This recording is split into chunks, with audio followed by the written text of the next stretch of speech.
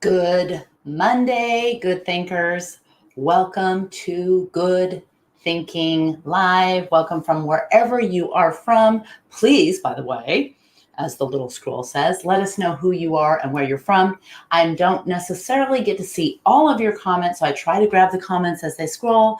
And we want to have an interactive show for those of you tuning in from YouTube Live. Awesome. From those of you tuning in from LinkedIn Live. Fantastic. So you won't see each other's comments because you're coming in from different streams, but I'm going to try to bring as many comments and address as many questions and answers in the conversation as possible. And if you're tuning in after the show, great. Go ahead and put your chat in and we'll try to get to any of your comments after the show as well. Best to tune in live when you can. We're here, LinkedIn Live, on LinkedIn Live, Good Thinking Live, on LinkedIn Live, Monday mornings at 9 a.m. Pacific time, 4 p.m. Greenwich Mean Time, and on YouTube under the Becky Saltzman YouTube channel, where you can subscribe and hit that bell. So welcome. Let us know, like I said, who you are and where you're from. All right, I'll take that banner off so we have room for all of your good comments. One of the tenets of the Good Thinking Manifesto is to continuously work to improve the ability to apply insights from one context to the next. So let's say we learn things about jazz that we then apply to how we launch a product or to plant a garden. And you think, well, what does jazz music have to do with planting a garden or launching a product? And that's kind of the ability to apply, describes the ability rather to apply insights from one context to the next. So is this, I'm going to lay out another ability, and you tell me if you think this is the same ability to apply insights from one context to the next. But first, let me say hi to a few early bird good thinkers. Steven is here. Greetings from the home to the first place team in the National Women's Soccer League, the Portland Thorns. Okay, we're huge soccer fans. I saw the Thorns in all of their glory last night. It was great. Even though a lot of good players are off to the Olympics, there were still fantastic players on the pitch. So, great match. Go Thorns. And Patrick is here from Atlanta. Hi, Patrick. And we have Loya from Iran. Hi, welcome everyone here. I love that this is such an international and global group of diverse good thinkers. All right, so is this the same ability? We talked about really quickly applying insights from one context to the next. Is this the same or is this different? By same, I mean same. All right, let's say that you learn that you come to the conclusion, rather, that you're not a good singer after you get asked to leave two different open choir groups. All right, so they say, off you trot. So then you decide that you're helpless to become a good singer, so you don't sign up for the company karaoke party. All right, that's the question. Is that the same as applying insights from one context to the next? So yes or no. Same, different, maybe you cheat and say similar. All right, let me say hi. Michael from Toronto in the house, and Shweta from India in with the good thinkers. All the good thinkers, welcome here. And I'm so glad, Shweta, that you said your name, because it says LinkedIn.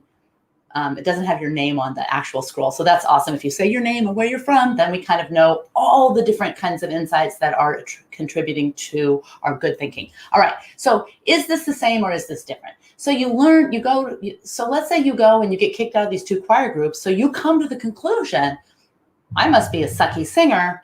So therefore you decide you're not going to sign up for the company karaoke party. All right.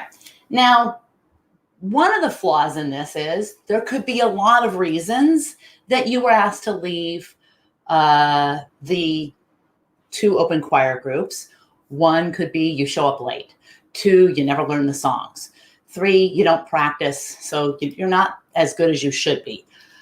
4, they already have someone that might be a better singer in that scenario than you. And maybe the reason that you don't want to practice and the reason that you don't, you show up late is because deep down inside, you love to sing. You may even be a fine singer, but you really don't like to sing the songs that are dictated to you like a choir, which wouldn't be the case in karaoke when you can pick your own songs. So sometimes we learn and draw conclusions about how the world is treating us that are incorrect, or too narrow-minded, or with too many assumptions left unexplored. This sense of helplessness sucks. So have you ever been told, you can do this, or you got this, or don't be so down on yourself? And yet you knew that there was no way that you could do anything about whatever it was that they were suggesting you could do. So people say, you can do it. You can definitely tackle this organic chemistry exam.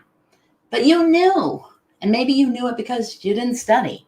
Maybe you knew it because you really just didn't like the topic enough to spend the time. Or maybe you knew because you could no more get this organic chemistry than you could be 7 feet tall. And there is that, right? There are some things, no matter how much we tell ourselves, you can do anything. Some things, some people can't do in some circumstances. All right. So how many of you have ever felt that? Okay. So Michael says, if you are confident and you enjoy singing, you go. It's subjective and personal. Exactly. And it's also, if you're confident, that necessarily doesn't mean you can do anything, right? Like, I'm confident that my intuition about putting a blindfold on my eyes and walking across traffic in the middle of the night is that, nothing's going to happen to me because I've done it 3 times. Well, that might be false confidence. But in the case of the karaoke, there's not a huge downside to trying again. And I want to remember this little nugget. There's not a huge downside to trying again, because we're going to talk today about learned helplessness. And it's a theory. And because it's a theory, and because we're good thinkers, we're going to take a contrarian look at learned helplessness. All right. We've got Tehran from Azerbaijan. Welcome. So glad to have you all in the house. Good thinkers. All right.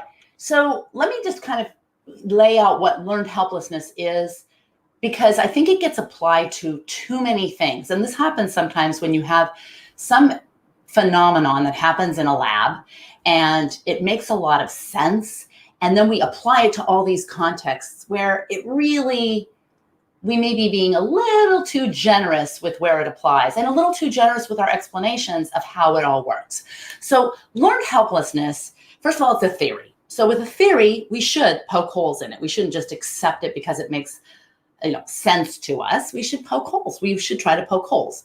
Now, that's the idea of the scientific method, that you try to poke holes, and it evolves from a hypothesis to a theory as the holes aren't pokeable. But this learned helplessness describes a situation where one learned, and develops this sense that they don't control their destiny, and then they give up and they accept the situation. So it's when creatures like humans and dogs and cats and rats, all of which have been shown to be what is described in the literature as learned helplessness, they stop trying to get out of a negative situation because the past taught you you're helpless. But the thing that is unique in all of these experiments, that is not the same in everywhere where learned helplessness is applied, is in all of these experiments, it isn't hopeless. The situation isn't hopeless, meaning they just learned in these scenarios that they couldn't do something. But the third scenario in the examples that I'll give in a minute, they really could, but they didn't even try. The other thing that was different about this than what is applied in a lot of societal things where people seem to be blaming the victim and using learned hopelessness as scientific proof that you are responsible for your own failures. And this is where it kind of falls short. And I don't believe learned hopelessness truly is blaming the victim, because it's different, but it gets misapplied, is that in the cases of these studies, and like I said, I'll tell you in a minute, in the cases of these studies, what the creatures, the dogs, the cats, the rats, and the humans learn is that that there's not really a huge detrimental downside to trying. So there's not like a huge seemingly upside to trying. So let me explain it in just a minute. I'm going to say hi to a couple more people. We've got Anmol from India, welcome. And we have got Kritika from Nepal, fantastic. And then Animal says, does procrastination play a role in the game? Ooh, good question. I want to tell you the quintessential experiment that defined learned helplessness in the 1960s. And then Animal, you tell me if you think, I think there might be a role. I think it's a really interesting question. All right. So the original study came out of, actually it was a graduate student that was kind of looking at expanding on Pavlov. And this is back when you could do kind of unconscionable things to dogs. So the 60s were a different time. This was at the University of Pennsylvania, and the guy who the graduate student was Martin Seligman. So he Seligman. I said that wrong. Seligman. So what he was doing was he was trying to tie a light shock to a bell. So kind of like food with Pavlov, he was trying to say, okay, we're going to ring the bell and give a dog a shock, ring the bell and give a dog a shock. Would the dog respond, fearfully or whatever in anticipation of the shock with the bell? All right. So that's kind of what the experiment started with. And then what becomes interesting and where this learned helplessness theory comes from is what happens next. So what happens next is he had a control group. These are the lucky dogs that didn't get the shocks. And then he had these two other groups. So we'll put the control group aside for a minute. One of the groups of dogs learned that they could control the shock by pushing their snout on a little lever. So they could stop the shock. The other group of dogs never learned, they had no control over the shocks. They could push the snout. Their snout button, their shock button did not work. So there was truly a lack of control. It wasn't attributed to very many things because it was a controlled experiment. There weren't all these other societal components that one has to kind of consider when using a theory in a lab and extrapolating that to like a greater societal understanding. So in these situations, this is what happened. So these dogs thought that knew that they had control because they did, and the other dogs didn't. Then they put these dogs in this crate, and this crate had two sides. The floor of this crate was electrified. So, and then there was like a little fence, like you could step over it like a ping pong fence. It was very easy to step over from one side to the next. And when they put the dogs in the electrified side of the crate, what happened with the different dogs? Does anyone want to take a stab? Well, you think for a second. I'm going to say hi to Jennifer Felberg in the house. Welcome. And to Afef, another regular good thinker on the show from Tunisia. Welcome. I'm so glad you guys are here. But what do you think? Jennifer, Afef, Animal, Stephen, Michael, what do you think? What do you think happened? Well, the group of dogs that had learned that they did have control, which is a different way of looking at this experiment, easily learned to step over the fence, step over that little tiny fence wall, and avoid getting shocked. The control group of dogs that weren't shocked also learned this. So that's kind of interesting too. So they also kind of figured it out. I should say they figured it out. They stepped over and they could avoid the shock. But what happened with the dogs who had no control in the initial kind of part of the experiment, no control over the shock? Well, they hunkered down and just didn't even make an attempt, kind of like this, some on their backs. They didn't make any attempt to avoid the shock by stepping over the fence. But here's the deal. This is where it's different in society. They could have stepped over the fence and avoided the shock. And a lot of times, I think we apply learned helplessness as a excuse for, telling people that, who have experienced trauma, that you just need to buck up, you just need to have positive thinking. But the difference is that, at some point, the dogs could try and they would achieve what they never learned to achieve. So when this is defined late at this time by Seligman, he says, okay, this is learned helplessness. The dogs learn to be helpless. Never thought about the dogs learning or even having the agency to learn what having control over your destiny looks like in this particular situation. So this is how the definition of learned helplessness comes about. And then it kind of leans into all kinds of other things. For example, there's a lot of other experiments. Like there was an experiment that teachers did where they divided the group of students into two, and they gave three different words that they would anagrams that they had to kind of decipher and come up with another word, word scramble. And one group, so they did it one at a time. So the teacher would say, in this example, the teacher would say to the students, okay, everyone just unscramble the very first word. And then when you're done, raise your hand. So 50% of the room, I don't know if she split it in physical, but 50% of the room start raising their hand right away. And the other group is looking like, what? Well, it turns out that one group of subjects got a really easy word like cat or bat or something like that. And then the other group had some really difficult or maybe even impossible word to unscramble. So they don't know that they don't have the same word. And that happens again with the second word. And the group of people raise their hand. The others are looking around like, what? What is wrong with me? What is wrong with me?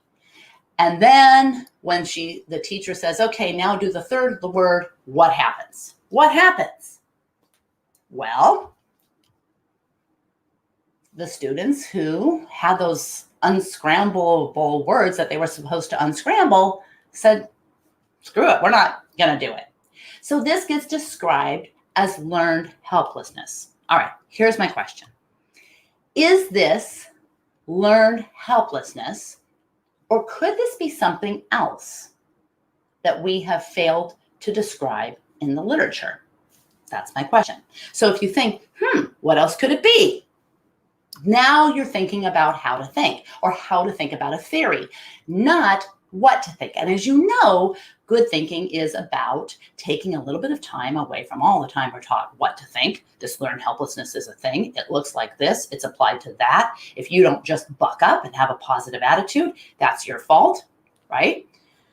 Which is not what learned helplessness describes, by the way, or even suggests, but some people take it that way. Or how to think. How else could these experiments be interpreted? All right. Anyone else have any other interpretation of how these experiments could be interpreted? Because this is where we should really poke at the theory when people use it to imply that helplessness is just all in our heads. And here's my question. Are we never helpless? Do we control everything that happens to us? So I'll start with that so we can answer the question. Do we control everything that happens to us? And I've got rubber chickens. So come on, this is like, this is a how to think thing. And we're going to get deeper into this a little bit, and then we'll come up with some actual ways to know whether it's learned helplessness or not. Okay, rubber chickens. Jennifer says, I don't think it's helplessness. Okay, so what do you suspect it is? Because maybe it's not about what people didn't learn or animals didn't learn. Maybe it's about what other people did learn, and it's all relative. So I don't know if the dogs in the first experiment saw the other dogs jumping over the fence or not. But we do. Okay, so we have, I love this, Teletubbies Tune Twister. That's the YouTube. Teletubby, now I'm going to call you TTT. We do not control everything that happens around us. And Michael says, how much is really defined humans who have been brought up to think and question things? Even if they're in the helpless group, they challenge the world. They are only helpless if we allow them to be. All right, well, sometimes, so maybe, I think that's really good. Jennifer says, I think it's just giving up and trying something they're better at. That could be as well. And so this is why it's not so tidy. And this is where I'm going to depart from some of the traditional literature about how to overcome learned helplessness, because I think it's interesting, but it's not the only way to think about this. So, okay, Loya says there are some parameters in our control and some that are not. I'm going to give a rubber chicken for that. Yay, Loya. And I think we should enlarge our control domain by improving our skills. I Okay, I've got it. You get all the rubber chickens today. So I totally agree. And I think that the always and nevers and alls and nones and all of these things are really limiting in how we think about things. And sometimes it's like, it feels good to say that we're in control of the things and all we need to do is try harder. And that is true sometimes. And other times, we may not have the capacity. I cannot control my ability to grow any taller than I am now. And we accept that, but we don't want to accept other things that kind of seem potentially in our control. And Animal says, we might have control about the thought which goes inside our heads, but whatever goes outside is conditioned by a lot of external factors too. Exactly. We've got, and you're hinting, Animal has 2 hints, yay, lots of rubber chickens, 2 hints at something that is kind of near and dear to my heart called attribution theory, which we're going to get into in just a second. So here's my next question. Can there be learned optimism? All right. Can there be, if you can learn pessimism, if you can learn helplessness, can you learn optimism? And then the next question is, does that have a dangerous downside? Because clearly learned pessimism does in depression, in this feeling of helplessness when we are not helpless, like when the dogs could just step over the fence. That's learned helplessness in a situation where they're not helpless. But there are some situations where we're not in control. And then there are some situations where we're not in control, but we think we're in control. So can learned optimism, first of all, does it exist? And is there any unintended consequence that could be a dangerous downside? Okay, so Jose says, I think we can amplify our area of control. Agreed. Sometimes we're not aware of all the things we can do by ourselves or in collaboration with other people. Yes. Yes, and I don't think that that's the power of positive thinking. That's the power of good thinking. The power of positive thinking is you can do anything. Can we do anything? No, I can't be 7 feet tall. The power of good thinking is to question our assumptions so we can see and get closer to the truth. Okay, now could learned optimism be one thing that privilege provides? I've had someone ask me that. I have to ask that question because someone said, yeah, learned optimism, learning that you can accomplish some things is a form of privilege. And that's a beautiful form of privilege. I wish we could all be privileged to have a little bit of learned optimism, but what we don't want to do, right, is too much of it.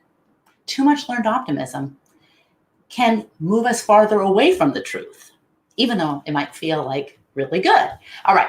So TTT, Teletubbies Tune Twister says, you can learn optimism. And yes, there can be a downside. Expectations need to be based in reality. All right. So how do we get closer to the truth by trying to see what is real and what is not? That's the whole point of good thinking. And it's not about being told what to think or memorizing what to think. It's about learning to improve how we think. So, and Teletubby says, yeah, privilege affects optimism. Or maybe it's a privilege to even be taught optimism or exposed to optimism. And that's to talk about privilege as like something. And maybe it's a privilege to see that there's optimism or be taught to think optimistically or look optimistically. I think a greater privilege, potentially a scarier privilege, is to be able to decipher and get closer and closer, because it's never a done deal. You don't arrive at the truth. All right?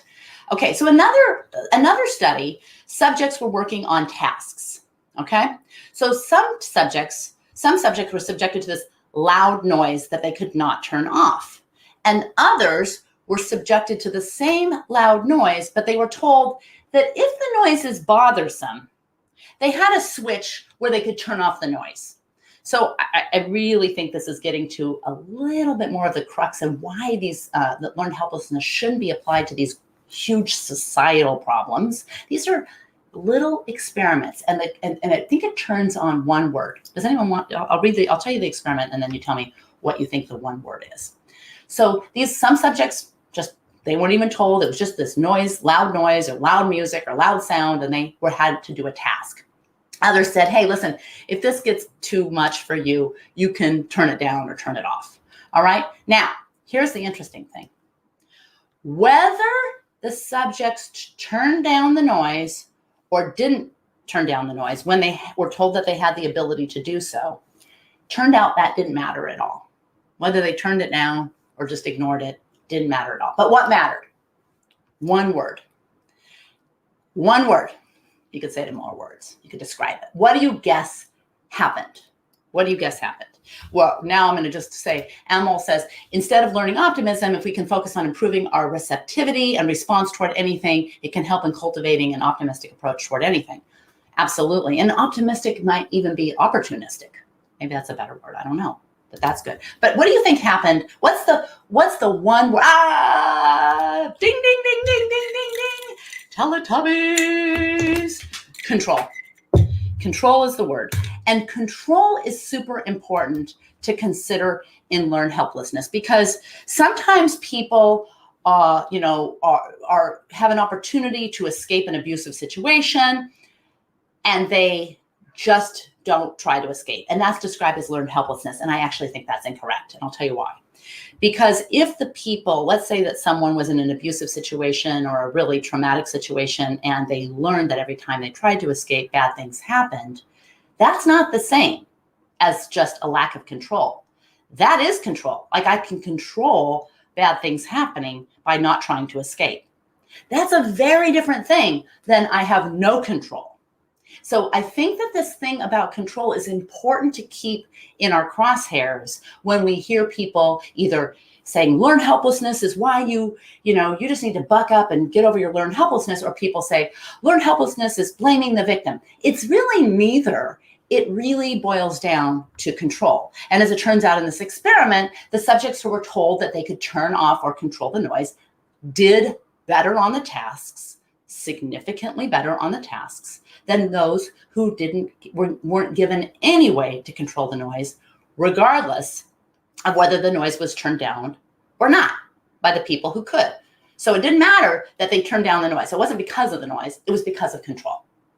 And so I think it's very important to keep that little nugget, that's control. And as we wrap up and get to the ways to kind of really decipher whether, is this learned helplessness or is this something else?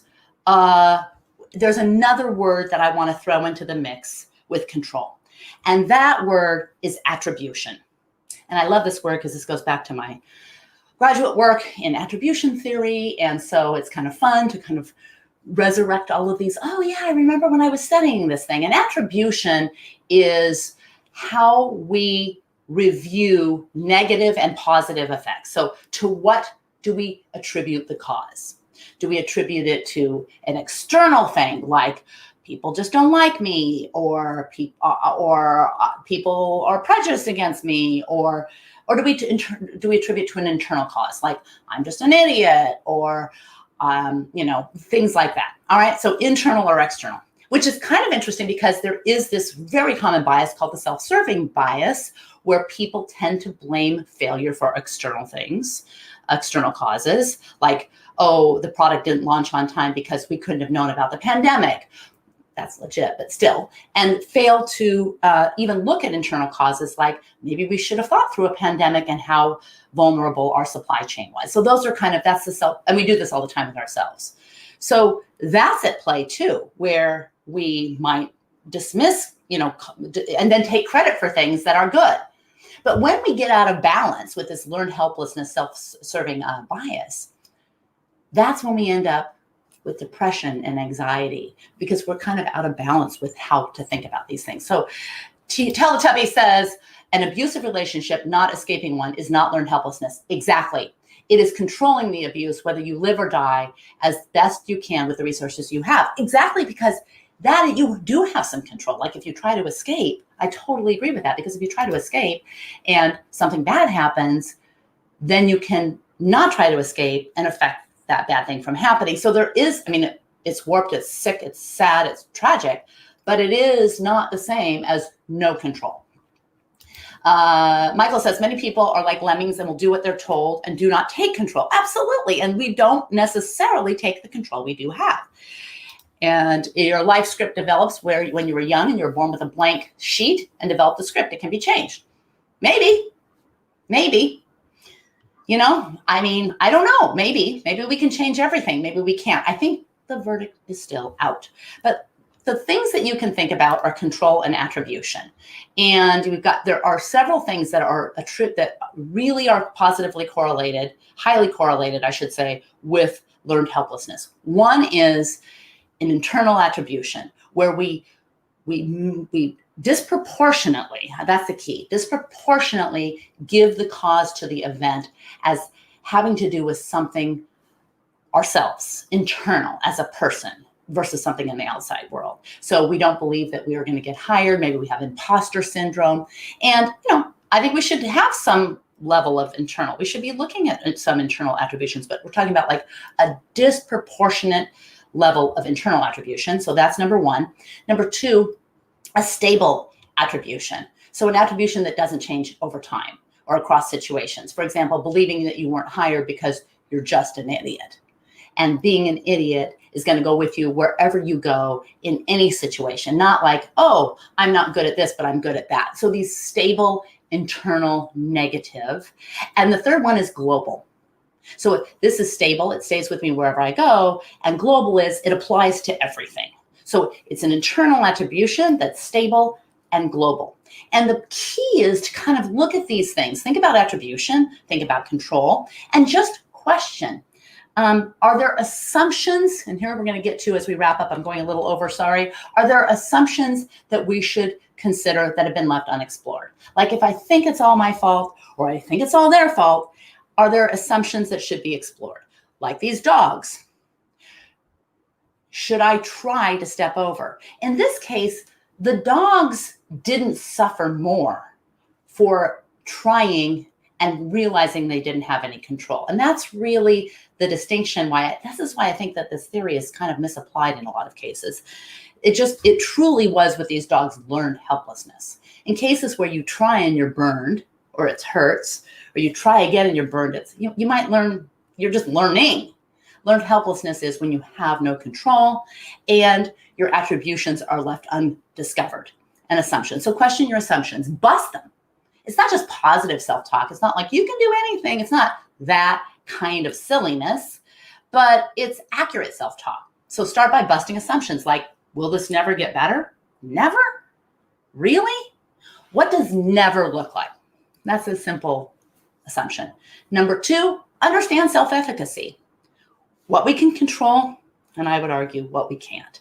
And I think that there probably are limits to what we think we can control, and there are probably even greater limits to what we think we can't control. But just looking with a critical thinking eye towards self-efficacy. And then finally, keep looking. Situations are much more multifaceted than a controlled lab experiment with dogs in an electrocuted box. And when we apply these kinds of lab experiments to the greater societal world, we come to kind of mushy, weird, wrong conclusions. And I think that's one of the problems with a lot of social science is that when they tell a good story or they tell an evolutionary story or we back into an evolutionary story, we start to believe that this is actually true. So keep looking. Find what is unique in situations. And this takes us back to when you are applying insights from one context to the next, you have to keep looking. Back to our original example, how can learning about jazz help you launch your product? Okay, so these are the kinds of things. We'll take a couple more comments and because they're so good, and I'm sorry if I haven't gotten to you, just that I can only I'm just one person. So I heard a counselor say this about shame. This conversation reminds me of it in two parts. Yeah, I mean, it's related to shame. Okay, people usually think of shame as negative. Let me see. Did I get this? People usually think of, People usually think of shame as negative, something harmful, and it can be, but it can also be useful. The feeling of shame can tell us when it may be better to avoid certain behaviors. Yes. And maybe shame isn't the right thing, but maybe curiosity. I like curiosity. The advice that shame provides should always be processed. Sometimes it should be disregarded. Other times it is a voice of wisdom that can prevent more shame from visiting. Again, if you don't like the shame or if you feel that shame is futile, you can do a slight mental shift and lean it toward curiosity. And I think it is related. So I totally think it's related. So absolutely.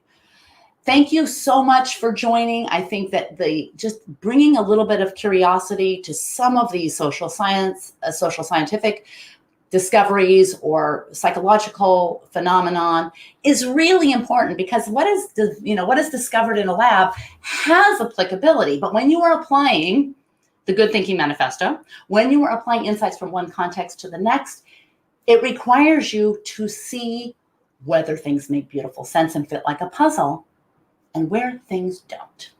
So have a great week. I hope you join us next week, 9 a.m. Pacific time, right here on LinkedIn and on YouTube. You could subscribe, Becky Saltzman, hit that bell button, and we'll be back with some more opportunities for good thinkers from around the world to congregate and steal a little bit of time away from all the time we spend on what to think, so we can devote more time to improving how we think. I love that you're here.